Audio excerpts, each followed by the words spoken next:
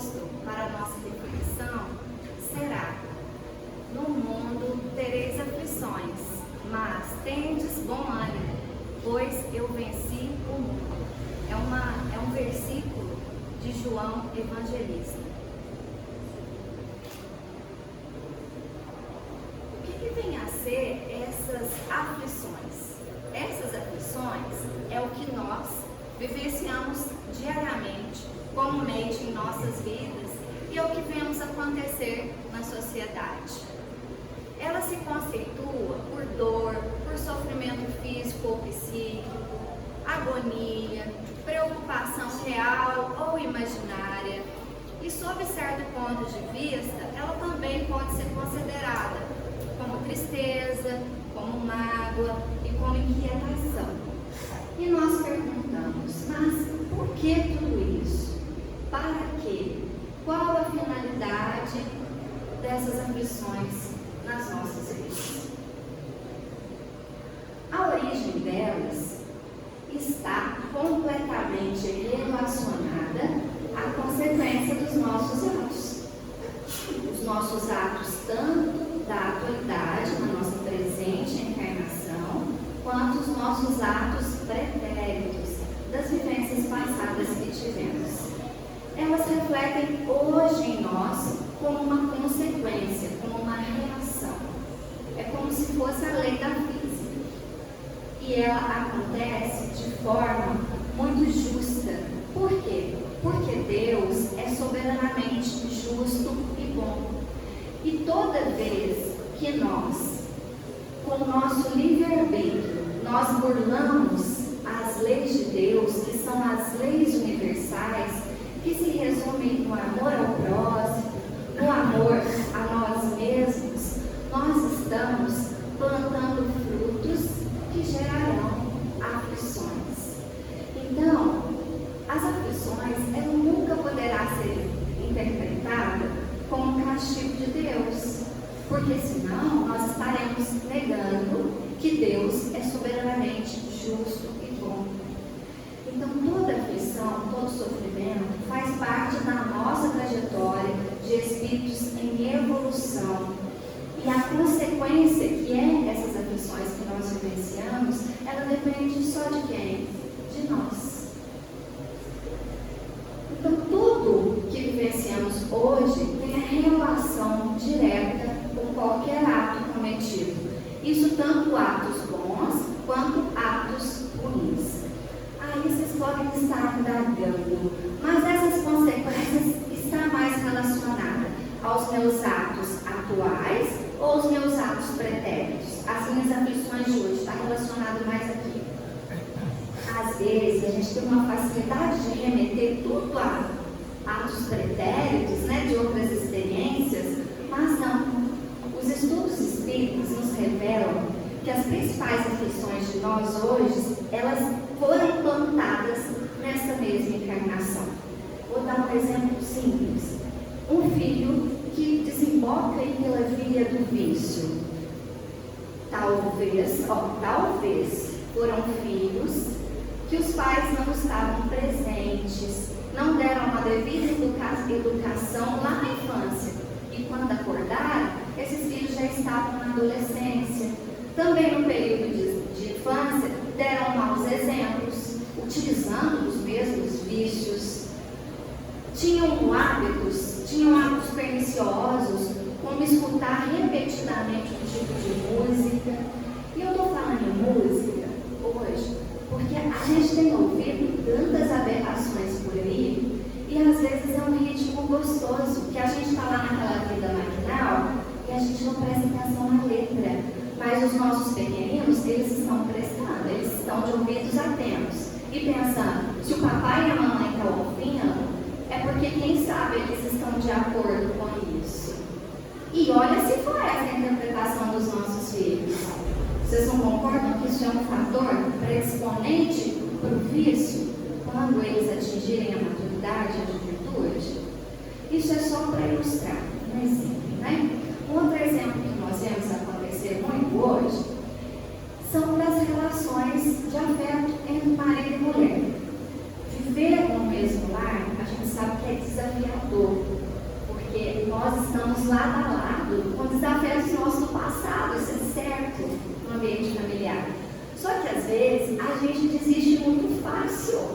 do relacionamento.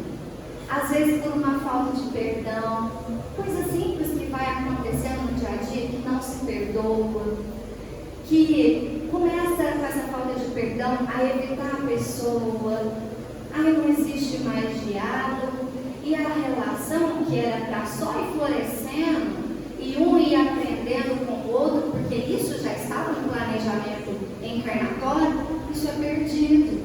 Aí a gente está na reunião mediúnica e escuta. Quanto tempo eu perdi numa relação fictícia, numa relação que eu fingia para a sociedade que estava tudo bem, mas eu não fui capaz de construir afeto nenhum. Tanto que eu estou aqui agora sozinha no mundo espiritual e não tenho a ninguém. É muito triste essa situação, gente. Então, nós que somos espíritas ou que estamos buscando a doutrina espírita, a gente precisa enxergar mais além. Sair desse presentinho aqui nosso, sabe? Ter uma visão bem distante do futuro e do pretérito, para a gente conseguir fazer a interpretação adequada das consequências que nós estamos vivenciando na atualidade, dessas aflições que estão perpassando as nossas vidas. Nós temos também que entender que o nosso planeta Terra, que é onde nós estamos inseridos, encarnados, ele é um mundo ainda de provas e expiações e está transitando para um mundo de regeneração.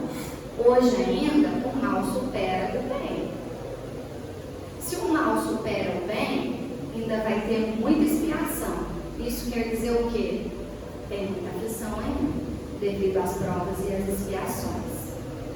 E quando que a gente vai ter felicidade para esse negócio de aflição, gente? De não precisar mais ter aflição? É quando a gente abraçar o bem de verdade. É quando a gente tiver condição de habitar mundos ditosos ou felizes. E o que a Joana de Ângeles nos diz sobre a felicidade para o nosso mundo atual, planeta Terra? Ela diz que não sofrer é uma pretensão utópica para nós, por conta desse nosso atual estágio evolutivo, por conta do planeta que nós estamos. Se a gente às vezes não está sofrendo aflição por nós, um determinado dia, a gente está sofrendo aflição com a miséria, com a criminalidade, com o preconceito, com a falta de empatia pelo outro. Então é todo dia um determinado tipo de aflição, além dessas aflições maiores que a gente vem arrastando aí na encarnação e não desperta para ela, e nós vamos falar sobre isso. Só o que a Joana de Ângeles também diz? Que no entanto, muitos dos sofrimentos, das aflições nossas, elas podem ser modificadas se nós compreendermos por que elas existem. Porque elas existem, mas como que eu vou saber a causa para saber por que eu estou tendo aflição? Gente, vocês não precisam ir num médico para saber isso não. Tem gente que tem uma curiosidade, né, que vem na casa espírita e quer saber a vida passada. Se nos foi dado o esquecimento do passado, toda consequência que se remete a uma causa, se a gente quiser saber, de uma forma ou de outra, a nossa consciência vai nos indicar. Olha que interessante. Ela vai nos indicar por quê? Porque tem determinadas coisas que a gente precisa sentir para modificar. Sentir para modificar. Pessoas, por exemplo, que são inseridas, nascem no meio familiar que existe o vício do álcool. Ela está ali às vezes por prova. E ela sente aquele desejo de ser alcoólatra, assim como os seus familiares. E ela sente tentada por aquilo.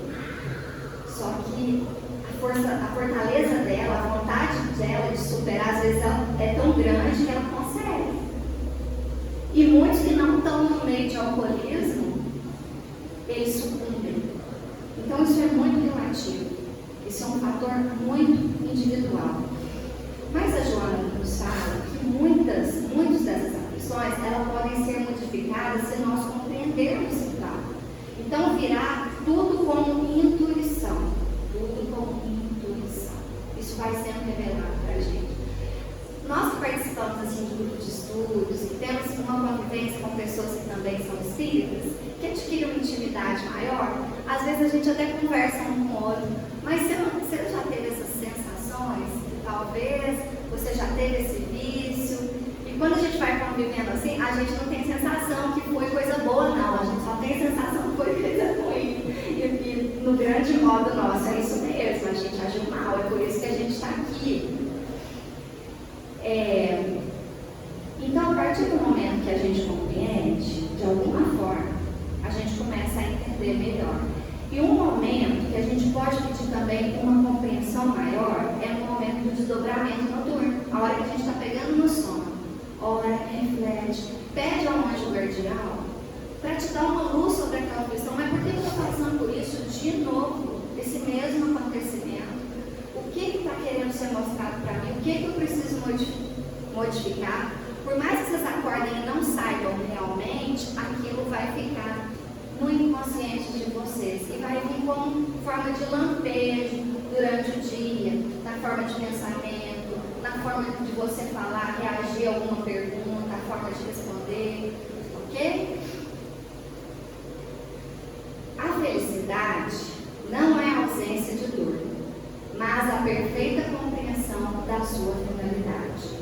Se a gente sabe que tem uma finalidade naquilo, fica mais suave, não fica, gente? Então, as aflições, elas podem representar provas, e é chamada pelo André Luiz como dor e evolução. É igual essas provinhas que a gente faz na escola, é como se fosse, né? Vamos fazer uma analogia. A gente não precisa fazer a prova para ver se a gente está mesmo bom naquele conhecimento. Então, são colocadas provas para nós. E essas provas, gente, para nós vencermos, a gente tem que ter muito esforço, tem que ter muita disciplina, resistência ao meio hostil, igual eu dei o exemplo dos espíritos que são inseridos em locais que tem muito vício ainda, muita criminalidade. E se você prova que você conseguiu superar aquilo é um fortalecimento para vocês. É sinal que vocês já podem passar por um outro estágio de provas. Então, para a gente evoluir, a gente consegue entender que as expiações, nós vamos deixá-las primeiro, mas as provas, os testes, a gente ainda vai gastar mais um tempinho passando por eles, né? E as aflições no sentido de expiação? Elas são uma oportunidade de nós reajustarmos perante a lei. E a gente pede essa expiação, não é porque o nosso mentor espiritual quer, ou tem alguém induzindo a gente a passar por aquilo, não. A gente chega num grau evolutivo que a gente pede para acontecer conosco o mal que a gente foi capaz de causar com a nossa mente, com as nossas mãos, com as nossas ações. Tantas pessoas que a gente vê hoje, tantos espíritos que encarnam com uma mente alienada, com uma mente com problemas. Por quê? Num determinado contexto anterior, usaram mal da inteligência. O espírito é inteligentíssimo, mas não dá para ter um maquinário neurológico inteligente, senão a pessoa vai cair no erro de novo, entendeu? Então eles pedem um cérebro com algum comprometimento, porque senão esse espírito sumiria de novo. Então, no caso da dor e expiação, ela é sempre um reflexo do mal que nós praticamos. Por exemplo, aqui, a aflição de um crime cometido vai se chamar remorso. Então, o espírito cometeu um crime, às vezes ele já traz o remorso aqui encarnado, o remorso aumenta quando desencarnado, e o que ele vai fazer para apagar esse remorso? Para apagar esse remorso da consciência dele? Não é uma oração no plano espiritual, um trabalho no plano espiritual que essa pessoa vai executar, não é um passe de mágica que isso tudo vai resolver. Tudo gasta tempo, né? Verdade? Então vamos ver um exemplo claro sobre dor e expiação.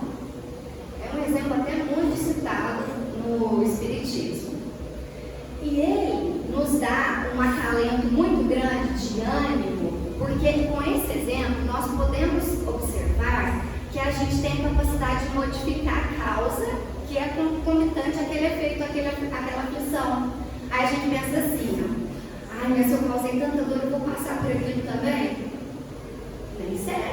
gente tiver mérito, a gente consegue mudar um pouquinho o desfecho. Vamos ver como? Através dessa história? Essa é a história de Saturnino. Saturnino, ele perdeu o dedo, mas ele deveria ter perdido o braço. Vamos entender por quê. Saturnino, ao perder o dedo junto à máquina de que era condutor, se fizera centro das atenções naquela época. Como Saturnino, sendo espírita, benévolo para com todas as pessoas, pode perder o dedo? Parecia um fato que ia de encontro com a justiça divina. Contudo, à noite, em reunião íntima no centro espírita que frequentava, o orientador espiritual revelou a Saturnino que numa encarnação passada ele havia triturado o braço de seu escravo num engenho rústico. O orientador espiritual assim lhe falou: por muito tempo no plano espiritual, você, Saturnino, andou perturbado, contemplando mentalmente o caldo de cana enrubescido pelo sangue da vítima, cujos gritos lhe ecoavam no coração. Por muito tempo. E você implorou existência humilde em que viesse a perder no trabalho o braço mais útil. Mas você, Saturnino, desde a primeira mocidade, ao conhecer a doutrina espírita, tem os pés no caminho do bem aos outros. Você tem trabalhado, esmerando-se no dever. Regozije-se, meu amigo. Você está pagando em amor seu empenho à justiça. Então, o Saturnino, devido às ações benévolas para com o próximo, ele tinha mérito. Ao invés de perder o braço por completo, devido à falta cometida no passado, ele perde apenas um dos dedos. Isso nos mostra o que Emmanuel também vem evidenciar, que nem sempre o chamado sofrimento expiatório é o preço do progresso e da sublimação espiritual. E tem um outro leritivo para nós, gente. Toda aflição que vem de uma dor e expiação, ela tem tempo para acabar, ela passa. Quando a gente está na aflição, a gente esquece disso.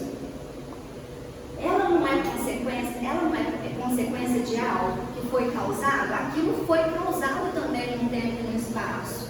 Então, essa consequência, em determinado tempo e espaço, ela também vai ser extinguida. A dor vai passar. E as aflições também representam uma outra coisa. A gente fala de expiação, nós falamos de prova, e muitas vezes ela é para nós a advertência, aquele puxãozinho de orelha. E o André Luiz chama essa advertência de dor auxílio. Dor auxílio. Vou dar um exemplo para vocês. Eu tenho uma colega que ela tem a perna direita amputada e ela é espírita também.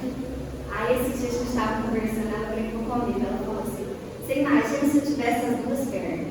Do jeito que eu saio para lá e para cá, faço tanta coisa, mesmo sem uma perna. Se eu tivesse as duas, eu ia estar saricadando, que eu ia meter em lugar que eu não devia e eu ia me comprometer.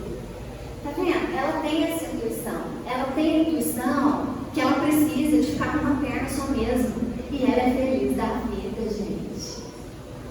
Nossa, ela é um exemplo de pessoa, assim como tantos outros exemplos que a gente vê, não só na doutrina espírita, né? Na sociedade em geral. Trouxe outros exemplos, ó. Sem a advertência da enfermidade, em muitos casos, nós não saberíamos como preservar a saúde. Tem pessoas que a gente fala de doença, a pessoa faz, nossa, doença, câncer, ai, nossa, aquilo, não gosto nem de falar no nome, né? Mas às vezes, gente, a doença, ela vem para ajudar. Às vezes não, mas às vezes, 100% das vezes. Vamos entender porque 100% das vezes ela vem para ajudar. A gente assumiu que ele quer advertência, né? Ela evita a queda na criminalidade.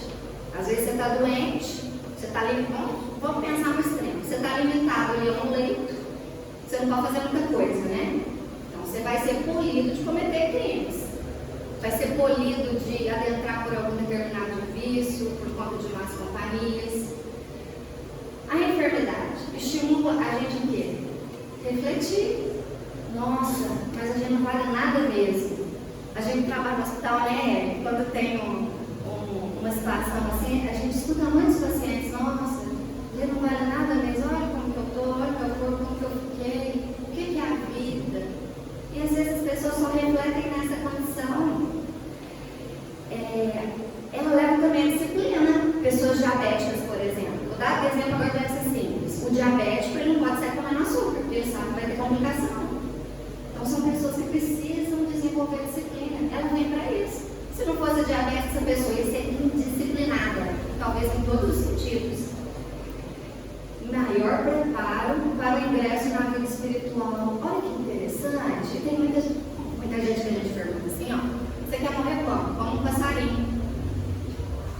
Será que o desencarne, pegando a gente assim desprevenido de uma hora para outra, você está dormindo ali, você acorda já no mundo espiritual, será que você é bom ou você é ruim? Para muita gente isso vai ser ruim. Porque a doença, muitas vezes, ela não prepara para a gente desencarnar. A gente vai desligando aos poucos. E tem gente que olha alguém no leito e fica assim, nossa senhora, vamos acabar logo com isso, está sofrendo tanto. E às vezes a pessoa nem está sofrendo tanto, quem está sofrendo mais é um familiar que está tendo que passar por aquela prova. A pessoa está ali serena, resignada, alimentando ali pela sondinha. A prova, às vezes, é maior dos familiares do que da pessoa que está ali deitada. Ela precisa daquilo para desligar. A prova, ela vem muitas vezes para os filhos, que nessa hora tem que dividir o tempo, o carinho, o cuidado. Tem que começar a administrar o dinheiro. Sendo um pouco ou muito dinheiro dá problema, gente. O pai está na cota de R$10, mas os R$10 vai dar B.O. para dividir os R$10. Né? É bem por aí. Um outro exemplo. Sem a perda de recursos materiais. Tem gente que passa por essa advertência. Não passa, perdeu tudo. A empresa quebrou. Precisa para quê? Para poder dar valor às conquistas do Espírito, que é buscar o reino de Deus, que é o que Jesus sempre falou. Senão a gente chega lá no mundo espiritual de mão vazia. Você vai levar o quê para lá? Casa, carro, o quê? O dinheiro, não tem nada não. Tem espírito desencarnado que vai na linha do mediúnico e quer comprar as coisas, quer comprar um lugar. Quer ter o dinheiro de novo. Aí a gente explica, vai no mundo espiritual, não tem dinheiro, você não vai comprar nada aí. Mas eu estou de mão vazia, de um monte de coisa, cadê meus negócios para administrar? E vê que não tem nada, porque não conquistou nada. A lei de Deus é perfeita. Sem a solidão de quando em quando, ser-nos-ia muito difícil prestigiar o tesouro das afeições. Nossa, fulano sente tanta solidão. Às vezes ele nem é tão sozinho, mas essa solidão está ensinando algo. Então a Joana falou que a gente pode suavizar o amargor das aflições, né? Então vamos aprender como isso. Primeira coisa, e aprender isso está relacionado à forma que nós encaramos a vida aqui na Terra, ok? Primeira coisa é a confiança em Deus. Quem não tem confiança em Deus, quem não crê em Deus, desanima. Não consegue nem sentir essa energia que move a vida. Por quê? Porque não faz ligação através da prece. Não conecta, gente. Não tem conexão. Tem só frieza. Nós somos alimentados pelo fluido da vida, pelo fluido vital de Deus. Deus é tudo, está em tudo. A gente está respirando. A gente emana a energia do Cristo nesse planeta. É preciso sentir, entender isso, para ter força nas aflições.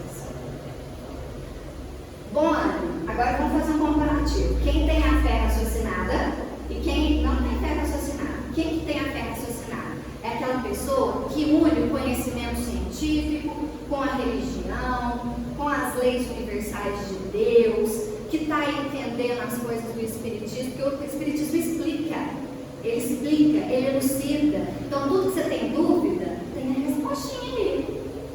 Ele impele você a se questionar, a refletir. Mas por que isso? Por que daquilo? Isso é muito bom para a gente, porque isso é libertador. A gente sai daqueles fanatismos, daquelas crendices que a gente ficou carregando aí diversas encarnações.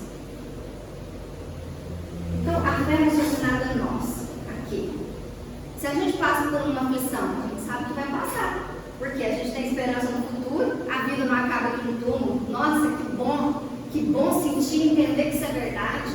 Quem não entende que isso é verdade, o que acontece? Desespera. São pessoas que estão mais presas à matéria. Elas podem até não dizer, mas a satisfação delas está nas coisas do mundo. Então, se vem uma aflição que impede ela de ter prazer com as coisas do mundo, o mundo acabou. Aquilo deixa de ter finalidade. Que para nós, entendemos a vida de uma forma maior, ampla, tem uma finalidade espetacular. É por isso que a gente está aqui, né? Quem tem a fé raciocinada sabe que em tudo há um motivo e até agradece. O Emmanuel vivia puxando o Chico Xavier, né? No bom sentido, né? Ensinando ele já sabia que tinha esse motivo dentro dele, mas ensinando ele a agradecer pelo mal que as pessoas praticavam com ele, ao redor dele. E sem fé raciocinada, a gente cai na revolta, não aceita essa ofensão. Por que isso veio acontecer comigo? Ah, mas isso aconteceu por culpa da minha mãe, é por causa de Deus, é por causa da condição que eu nasci, e tem que ser assim mesmo, eu não mereço, e começa aquela lamúria, né? A fé raciocinada, nós contentamos com a nossa posição sem invejar dos outros. Porque a gente sabe que tudo é justo e necessário. A gente não tem mais do que a gente merece, nem menos.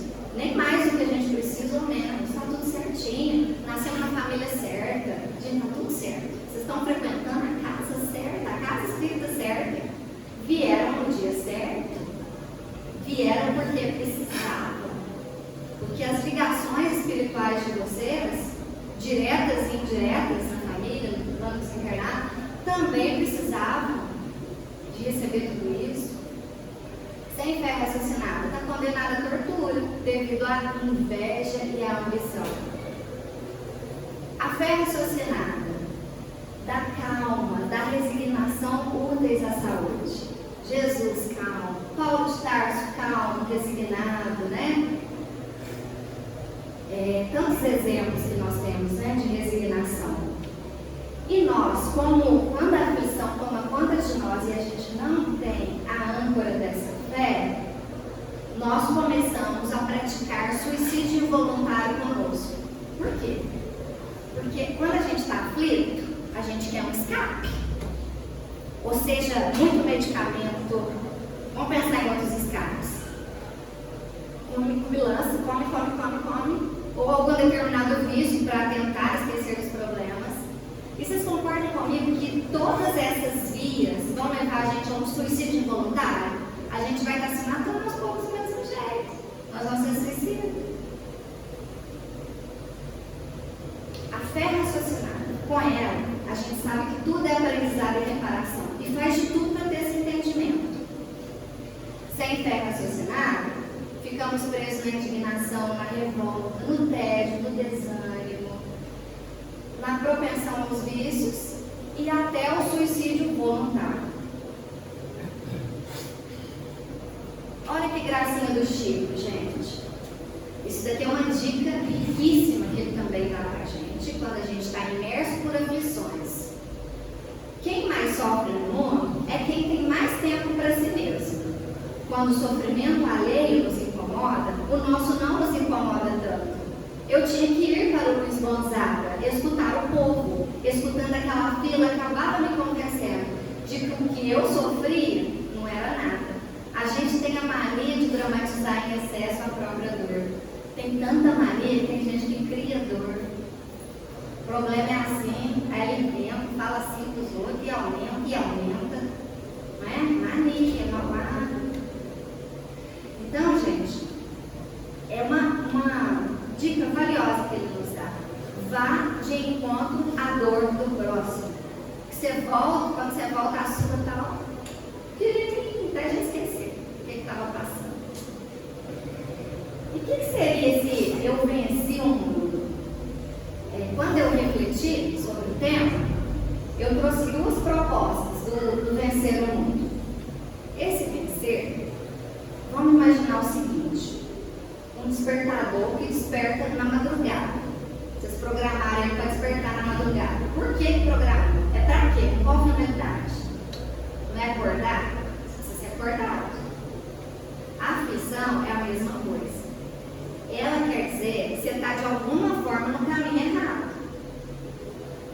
Se você está sentindo muita aflição, muita angústia, muita preocupação, pode ser falta de fé. Falta de fé está ligada a quê?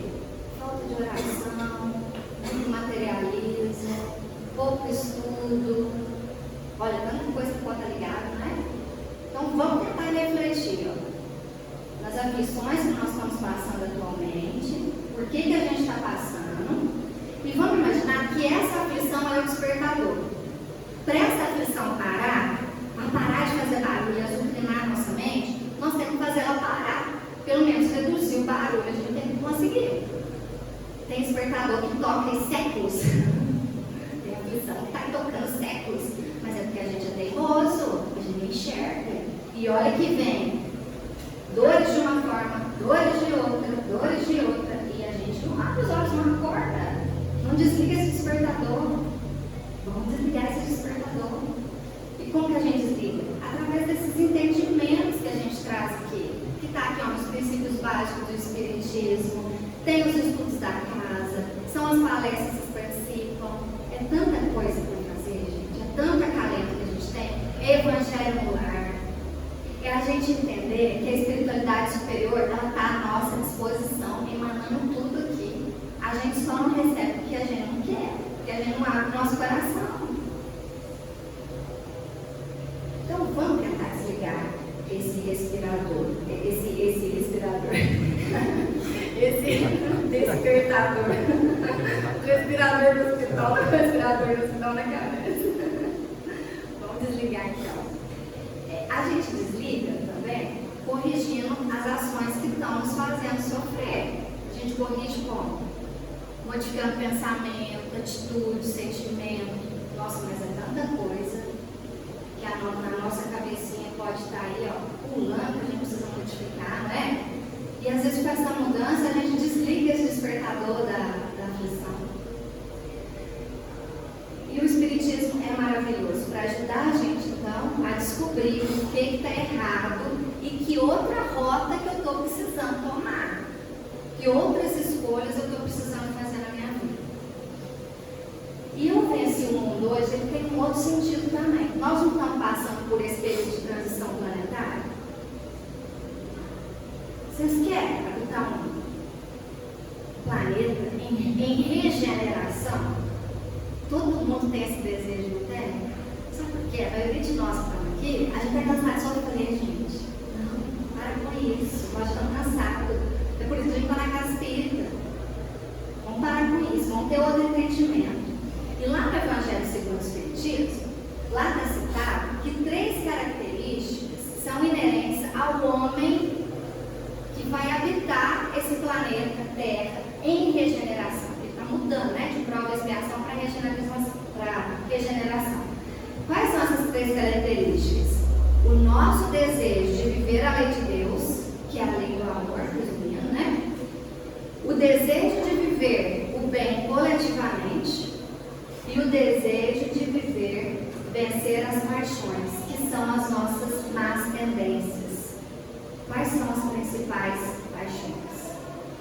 Está tudo ali em volta do orgulho e do egoísmo, que é o principal mal da humanidade que entrava nesse processo evolutivo. Pensa alguma coisa que é orgulho e egoísmo. Tudo está girando em cima do orgulho e do egoísmo. Então, gente, esse é o tema que trouxe. Espero que ele traga muitas reflexões, não só agora, mas vamos levar ele assim ao longo da semana, ir pensando que aflição que a gente está tendo, como é que eu desligo esse despertador dessa aflição aí, mudo a chave, que às vezes é coisa que a gente já está arrastando aí há muito tempo, desde a juventude ou desde a infância. Gente, às vezes é sentimento de culpa que a gente carrega, uma correntalhada de sentimento de culpa, às vezes é mágoa, é uma tranqueirada. Vamos mexer nessas tranqueiras aí e mudar a chave, né? E vamos pedir força então para Jesus, né? Já que estamos aqui. E é uma casa, gente, que nos acolhe sempre com tanto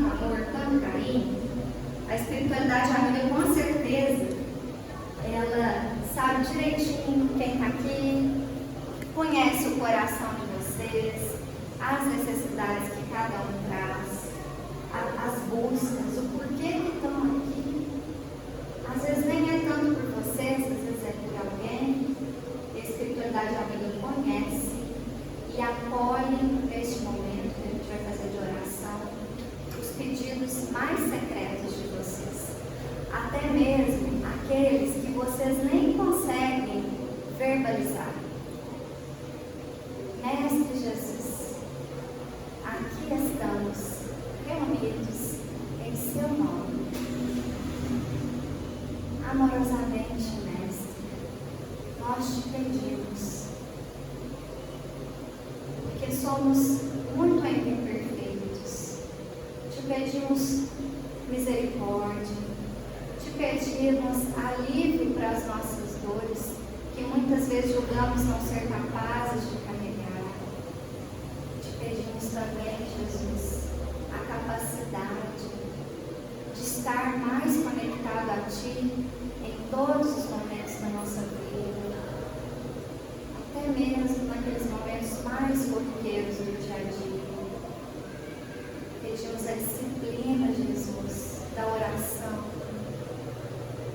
de estarmos implementando em nossos lares o Evangelho no lar, a prece diária, trazendo os nossos filhos para a evangelização, educando-os no caminho do bem e do amor. Te pedimos essa força, Jesus, porque sozinhos nós ainda sentimos muito frágeis. E hoje, Jesus, que nós estamos meditando tanto sobre as aflições, fazei-nos reconhecer aquelas aflições que estão sendo geradas pelos nossos atos, por aqueles pensamentos negativos que acostumamos já a emitir, as formas de pensamento, os sentimentos inferiores. Te pedimos, Mestre, que os seus eflúvios desçam nesse momento sobre nós, que estamos aqui, encarnados e desencarnados, e com a nossa fé realize transformações na nossa vida, harmonize o nosso corpo físico e espiritual, nos preparando, Jesus, para os dias que virão, para as provas, para tudo que teremos que passar. E nessa mesma fé, Jesus, nós te pedimos por aqueles que estão em nossos pensamentos, pelos nomes do caderno, por essa casa espiritual que nos apoia, e a nossa eterna gratidão a tudo que é feito aqui, nesse grupo espírita da prece, a todos os trabalhadores, aqueles espíritos abnegados que tanto fazem para nós.